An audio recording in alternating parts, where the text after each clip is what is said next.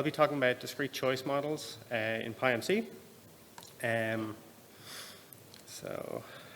Some preliminaries. I'm a data scientist at Personio, Bayesian statistician and reformed logician.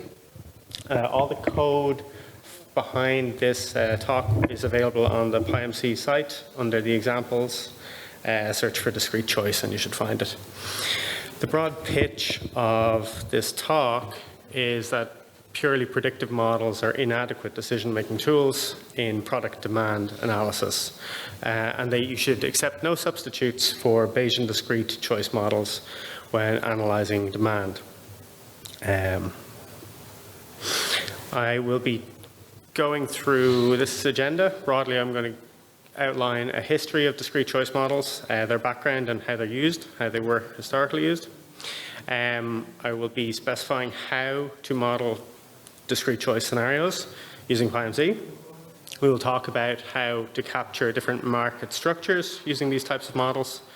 We will think through a little bit model adequacy conditions and counterfactuals that need to hold for a model to be adequate. And then we will talk about one final version of a discrete choice model, which includes individual estimates of individual heterogeneous utility. And then we will conclude. So very briefly, the history of these types of models probably starts most famously with an economist called Daniel McFadden, who used these techniques to estimate the ride share of the newly introduced BART system in San Francisco. It's important to sort of estimate these kind of uptakes for new entries into a market for these massive projects that cost so much money, and I think this should be kind of top of mind in Dublin as we think about the sort of proposed Metrolink. So the kind of idea behind these models at their heart is to use the sort of choices made by customers to estimate their sort of revealed preference. But the idea here is that if a person chooses a good A over a good B, then their latent subjective utility for the good A is greater than it was for the good B.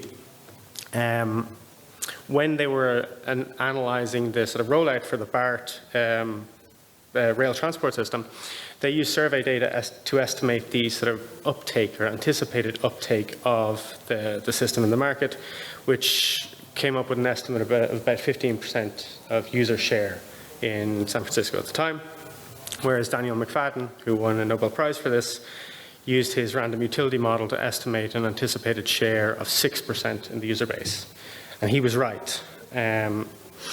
So he estimated utility to predict choice rather than infer utility from their stated choice. This is a kind of a Copernican shift where he hopes to build a model that captures the sort of causative mechanism that determines the choices that those consumers made. These models are sort of generally applicable to all varieties of different choice scenarios, so choices between policies, brand, schools, cars, partners in some extent. And there's a hard question about building these models, as there is in any sort of predictive model setting. The hard question is, what are the attributes that drive the user choices, and how measurable are those attributes? How can we get good proxies for them if they aren't? A harder question then is, how do changes in these attributes influence the predicted market demand for those choices? So sort of counterfactual imaginings, so price points, for instance, which I'll talk about in a little bit. So I want to make a case here that discrete choice models are the sort of right framing for estimating and predicting market demand. And one analogy to sort of think about this is to think about what we're trying to capture when we build a model. So in this analogy that I'm going to stretch a little bit, we can think of Captain America as the data generating process. And attempts to ape the super soldier program that created Captain America often creates monsters. In this case, we see here the Red Skull and the Abomination. An US agent, if you're not familiar with him, but he's also a sort of failed Captain America clone. And the sort of idea here is that when we're building a model to capture the data generating process, we could build a machine learning model which is sort of optimized to ape the performance of the data generating process in one or many dimensions. And so the abomination is extreme on strength here. He defeats Captain America, so to speak. But we haven't replicated Captain America when we create the abomination. And the same kind of holds when we build machine learning models that are optimized for one aspect or one dimension of the problem we're trying to solve. And I'm going to suggest here that a Bayesian model of market demand using discrete choice models tries to model the problem more holistically, capture the true data generating process insofar as that's possible. So it tries to answer the harder question about how the model can perform under counterfactual circumstances, not just to meet the sort of retrodiction of the observed data. So modeling choice scenarios, how do we do it? We'll think about a data set initially. So this is a data set of heating systems. So electrical gas heating systems, and we will have a data set that looks like this. So it's one row per choice scenario. Each row has the attributes of each of the systems. So the IC here is the installation costs for the gas central heating, and the OC is the operating costs for the gas central heating. We also have on that row the operating costs for the electrical heating system. So we have on one row attributes of all the choices, the competitors in the market, so to speak. How do we model choice in this scenario? The basic and most familiar model in discrete choice scenarios is a sort of multinomial choice model where we fit n linear models for however many goods there are in the market, with some subtleties. But broadly, the idea here is that we can model the utility that accrues to each of the goods in the market as a linear function of the observed data points. So those are the attributes that are going to be driving the choices in the market. And I've tried to represent that here. So there's like an alpha term or an individual intercept for each of the goods. And there's ultimately a vector of utilities that is dragged out of this model. And this vector of utilities is put through a softmax transformation in the typical case to turn it into a vector of probabilities. And then the share of the market that accrues to any given good is a function of the linear models and is determined by the probability that the utility for a good J is greater than the utility for all other goods K in the market. You can estimate these models with maximum likelihood techniques, but as I'm kind of arguing, you should estimate them using Bayesian MCMC methods, ideally with PyMC, largely because these are the MLE type estimations are a bit brittle, and the flexibility of the Bayesian context and the ability to use priors to regularize the model fits is quite powerful. In code, what this looks like is specified in a basic PyMC model context. You specify the alpha terms that you saw. Those were the individual colored intercepts. You put together your linear weighted sums to build your utility vectors, and then you sort of run your MCMC process to calibrate the parameter fits against the observed data. Okay, so there's a problem with this model, though. The problem with this model is that the sort of beta coefficients in the model can be interpreted as weights towards the utility for that good. However, the precision of the latent terms, the utility terms, is relative to the variance in the unobserved factors in the market. So in some sense, the utility scale is not well defined, but the ratio of the beta coefficients within the model to one another are. So this is kind of what you get out of this model is a way to compare the relative importance of the attributes that drive choices amongst each other. So it will allow us to determine a rate of substitution for one good against the other. Okay. As I said, we had a problem. The problem is not that we're predicting the data poorly. What we see here is a plot of the retrodiction, basically derived from the posterior predictive distribution. The red dots on the left here are the observed market share for each of the goods, i.e. heating systems in this context. And the sort of black lines here are the sort of predicted 95% highest density interval. You see basically the same thing on the right as well, but showing uncertainty around the central points. So we're not predicting badly. The model predicts well. What's the problem with this model? The problem with the model is that if we introduce new products into the market, this model will imply that the new product would cannibalize equally from all existing products in the marketplace. This is called the independence of irrelevant alternatives.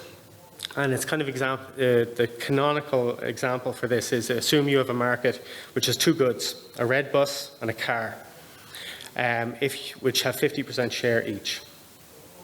If you introduce a third good, a blue bus, which is the same as the red bus in all respects except for the color, the model will, as a mathematical fact, imply a good share distribution of 1/3, 1/3, 1/3. And this is because there is no systematic connection between the utility of each of the goods. Whereas you might expect if a new bus was introduced in the market that differs only from the other bus in terms of color, it should only cannibalize traffic or appetite in the market from the other bus users, not from the car users, so to speak. So the problem here with this model is that the model as specified implies implausible substitution patterns. So we can address that by augmenting our model, by adding explicit covariance structures on our model, which is to say we specify our priors in such a way that the alpha terms, which are the intercepts for each of the goods, are drawn from a multivariate normal distribution with a specific correlation matrix or covariance matrix that we can specify with some degree of precision. But for instance, in code, it can look like this, where we specify an LKJ prior on top of our multivariate normal distribution, and then feed the alphas into the sort of utility calculus as we saw before. The model gets a bit more complicated, but that's not necessarily a bad thing. There's complexity in the real world, and this model is trying to capture some of the complexity about the substitution patterns in the market. Okay, so the broad kind of point that I want to make here is that the first model we saw is inadequate because it doesn't support plausible counterfactuals that we want to hold. And we can address some of that by adding explicit covariance structure to our model, which will help us derive from our model counterfactuals which matter.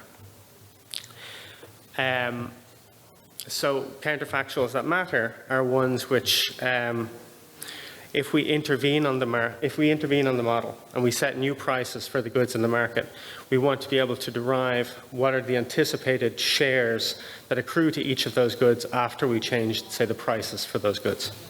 In this case, and what's nice about a PyMC model fit is that you can take the fitted model in PyMC, go back in and tinker with the data that you feed forward through the model. So in this case, I'm specifying that there's a 20% increase on the prices for the electrical central heating systems. And I'm feeding that forward back through the fitted model to generate a new posterior predictive distribution. And what that looks like here is the red lines are the red dots again are the observed shares for each of the goods. And the green lines, or the green dots, are the anticipated shares accruing to each of the goods under the counterfactual intervention of a 20% increase in price for the electrical goods. And as long as there is a structured covariance relationship between the goods in the model, then the substitution patterns that are derived here are plausible. Whereas if we don't have that amount of structure in our model, we will cannibalize all goods equally, which is a nonsense result, so to speak. Some developments in PyMC recently that are worth calling out.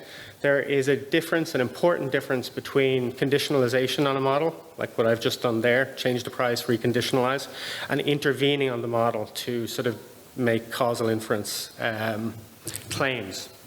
But recently, the PyMC team have introduced the do operator, Judea Pearl's famous do operator, where you can take a fitted model and intervene on the model by removing all the upstream nodes that intervene on that influence the node that you care about. So in our case, we can just intervene on the price node, change the price, and take away the conditional influences on it to sort of estimate what it would look like were we to just intervene and change the price point, for instance. Okay. So we've shown that there was a poor model, was performing well predictably, but it had a fundamental flaw. And we could resolve that flaw by setting a precise covariance structure that we could manually configure if we want. A more interesting and subtle approach to this is not to specify the covariance structure manually, but allow the covariance structure to be derived or induced by parameterizing the model hierarchically so that we estimate parameters per individual across the market. So those individuals could be companies acting on the market, or it could be individual consumers. And what I mean by this is, I'm going to try to make it a bit clearer by considering a new data set. It's a data set where consumers are choosing between different coffee brands, Nabisco, Keebler, and Sunshine in this case, and we have multiple instances of choices for each of the consumers. So a consumer goes into the supermarket, chooses Nabisco one day, Keebler the next day, etc. What we want to do is build a utility model like we saw before, but allow that there is a parameter per individual in the market, which is a modification to the utility for each of those goods. So it's a parameter per individual per good. What that looks like is here. Same idea as before. We estimate a vector of utilities, but we allow individual parameters per individual per good in the marketplace. Again, in PyMC, what this looks like is that we just set a set of beta coefficients here, which is grouped by the alternatives and all the individuals in the market. We feed that forward into our utility calculus again, and we're happy to see that we can recover the predicted shares, or the observed shares in the market as well, which is nice to see, but not the real point. The point is that we can now get for free the preference orders among the good for each of the individuals. So what you see on this slide, on the chart on the left here, is the beta parameters which are estimated for each of the individuals in the marketplace. And you see the very top row on the left is one individual who has a strong positive preference for the Nabisco brand. And it's mirrored by a strong negative preference for the Keebler brand on the left. So we have like a direct preference order per individual across all the goods in the marketplace. In this case, it's just 3 goods, but you can have more complicated markets. What's nice about this is we've kind of induced the covariance structure amongst the goods that we want without having to manually specify it. And you might hope then that once we've identified the preference structure for each individual in the market, we can make predictions about the market that are stable under the stability of those individual preferences. Okay. So to wrap up, there's a quote here that I like about modeling. So models are like sonnets for the poet, a means to express accounts of life in exact short form using languages that may easily abstract or analogize and involve making imaginative choices and even a certain degree of playfulness in expression. This is from Mary Morgan's The World in the Model, which is a lovely history of economics and modeling in economics, for what it's worth. But what I want to say here, that this sort of potted history of discrete choice modeling suggests to me, is that models should be able to articulate the relevant structure of the world and other possible nearby ones. They should serve as microscopes or simulation systems that are tools to interrogate reality. Bayesian conditionalization helps to calibrate these systems against the observed facts. Bayesian discrete choice models help us interrogate aspects of market demand under uncertainty. And PyMC enables us to easily build and experiment with these models. More generally, causal inference is plausible to the degree that we can defend the structural assumptions, and that Bayesian models enforce transparency and justifications of those structural commitments and the necessary complexity for them. I'll end with just a nod to the folks in PyMC who are developing Causal Pi, and lots of developments in the PyMC native library to help interrogate these types of questions. And that's it. Thank you. 20 minutes. I'm happy to take questions or... Thank you very much for your session. Please give them a round of applause. how many questions do we have? One? Just one? Two? I have a question. I understand the importance of this framework, so on, and it's very cool. How does it relate with experiment tracking for getting experiments and other framework like scikit-learn and so on? So I'm not sure I caught the first question. How does it relate to estimate tracking? Yes, you say that you are able to experiment with this model, but as users, we want to see the runs of each experiment, invite them bias, for example, or something like that. Yeah. And how is it related with the other framework like scikit-learn and the adoption of this framework? So is this just about sort of performance validation of a model in the Bayesian context? So there are a number of ways to estimate or to measure model performance. You can use leave one out cross-validation, which is kind of relatively famous. It's not quite the same thing as cross-validation in scikit-learn, but it's related. You can also use information criteria gains for Bayesian models. The simplest and most obvious tests for any type of model is to build it, infer the parameters, and try to predict forward next observations. So like in a market context, you want to build your model in historic data and try to predict market shares going forward. It's not different from other machine learning models in that respect. What it offers is a language, so a probabilistic programming language, which allows you to articulate structure that is important to capturing aspects of the real world in a way which is harder to do in sort of vanilla machine learning. The next question. Someone raised their hand. Okay. So just off the back of that, you were saying earlier in the talk that your model was predicting well. Yes. But you still weren't happy. Yeah, well, so it retrodicts well. So the first model retrodicts well, right? The first model, this is the first model here, right? It captures the observed shares historically. But it can't handle the counterfactual of introducing a new good which would cannibalize the market in a sort of plausible manner. So if we introduce a new good, it cannibalizes all other alternatives equally, which is kind of silly in a market which, say, you introduce a niche product, it shouldn't take away from every single product in the market. Yeah, and the reason for that is that the model was poorly specified in the sense that it didn't have correlations between the utilities of each good. So then in a less kind of a toy example, like let's, in a more like realistic, what are the kind of metrics or codes or smells that you kind of look for to say, okay, this isn't well specified. Okay, I'm retrodicting well. I go out and it doesn't work. How do I figure that out? Well, I mean, I think this comes down to your philosophy about causal inference and how you build a model. Whether you feel that, well, not just feel, but like you can do. So there's a well-developed sort of Bayesian model workflow where you build, you test, you iterate, you try to predict, build, test, and iterate, and you need to think through to lean heavily on the DAG, of the causal DAG that goes into your model. You need to figure out whether there's confounding influences between the data sources that you put into your model. There's no catch-all. This is going to save you in every context. It is use-by-use specific. You're going to lean on experts in the area to sort of get a sense of what is an important feature to put into your model.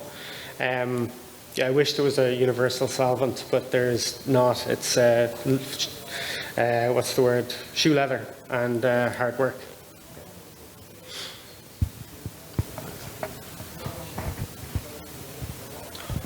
Thanks, that was really interesting. I had two questions. One is when you talked about the correlation matrix, and then in the after that, you said, well, here's another way to do it where you don't explicitly specify it at the start. In the second method, does it generate a correlation matrix under the hood as an interim? Yeah, so it's because you have such a rich parameterization. because you have one parameter now, which is sort of the baseline utility for each individual. It's equivalent to inducing a correlation matrix that is described, right? Could you pull that out of the model as like an interim result? Yeah. Okay. And just the second question I had was like, what do you use Monte Carlo simulation in PyMC, with this, like, with this kind of model? So this framework is all PyMC models, which uses Hamiltonian Monte Carlo under the hood for the most part. It can also use NumPyro samplers and blackjack samplers. But yes, it's MCMC. Thanks.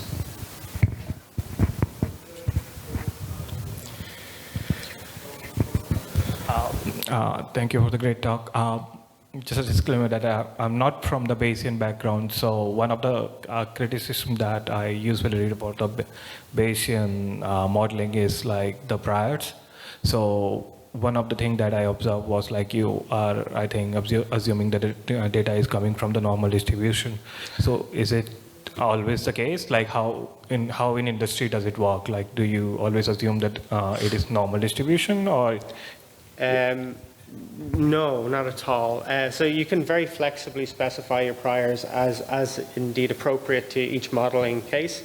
It's fairly typical, though, when you're specifying a linear model, to have a beta prior which is centered at 0 and has a variance of 1. That need not always be true, but it is somewhat conventional to at least set the beta to be 0, because you want the assumption you bet into the model that this parameter zeroes out the feature, because this feature is assumed at the start to not be important. And then by estimating a positive or a negative parameter for that feature, it gives you a weight, in some sense, on how important that feature is in the combination. Okay, thank you. So, Do we have any other question? I think one more. Hi, thanks for the talk.